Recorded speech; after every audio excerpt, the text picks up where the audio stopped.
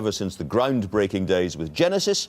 And he's also been at the forefront of the world music movement. He's been an activist for Amnesty International for very many years, and he is behind a fascinating organisation called simply The Elders. His new album revisits the Peter Gabriel catalogue, accompanied by an orchestra, and we're going to be hearing more of that later. But first, the man himself joins me. Welcome. Thank you for coming in. You're welcome. Can I just start by asking, it's a slightly perhaps a strange place to start, but about the Elders, because I've been fascinated by this.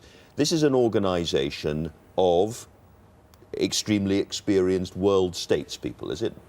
Indeed, and the idea was really, as trust in institutions and government declines around the world, there are still individuals around who are trusted and have led extraordinary lives, and the thought was if you could get a group of them together, a small group, and they could focus their energies, that there might be some way that their wisdom and experience could be usefully engaged. It's like a sort of world senate or upper house of the real greybeards. You've got Nelson Mandela's been on it in the past, I think. Tutu. He founded it. Tutu is our chair. Then Kofi Annan, Mary Robinson, Grove Brundtland, Jimmy Carter. I mean, there's a wonderful. I think Senator George Mitchell might be a candidate member before long. So this is a sort of, they come together, and what happens to the discussions? I mean, are they then going to be publicised or? Well, some of their activities are sort of kept fairly quiet for obvious reasons, but they choose various places in the world where they think they may make an incremental, perhaps, but a difference to what's going on there. And I think the whole concept of sort of people power, which we're beginning to see in the Arab awakening, we're beginning to see with the internet, social networks, mobile phones, that they would have a role to play in that. Because you were really, I suppose with George Harrison, the concert for Bangladesh, but you were one of the first rock stars to get involved in political argument, with Amnesty in particular in your case, and made the world safe for Bono. One of my colleagues put it like that.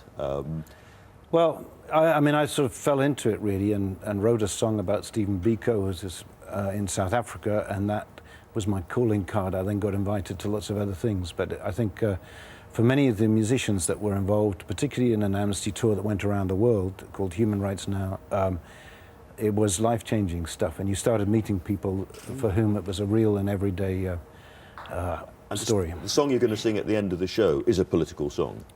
It is, yeah, and that was, I think, partly inspired by an Amnesty report on torture in Argentina,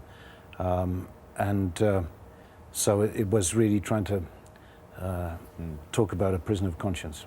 And I should emphasise, you actually put your money into these things. You don't just you don't sign a petition and wave and move on. No, there is money, and I mean, I work now with another organisation called Witness.org, which is a human rights organisation using technology and video. So that's more of my human rights focus, but I still do things with Amnesty and definitely with the Elders.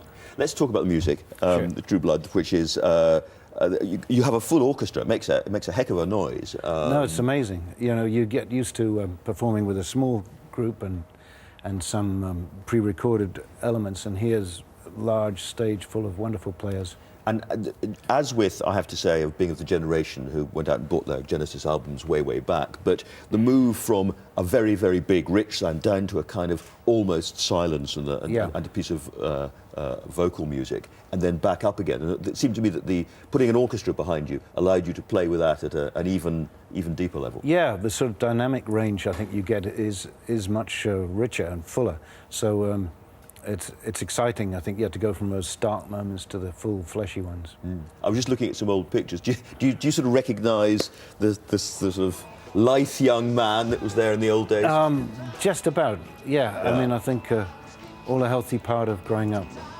And presumably we won't see Genesis again, will we? Or with we yourself actually had some it? conversations a couple of years back, but it became a sort of bigger project than I felt I could take on. But I mean, the door is not locked. The door is not locked, and meanwhile there's some great music, and we're going to hear it later on. So thank you very much for coming in to talk to us.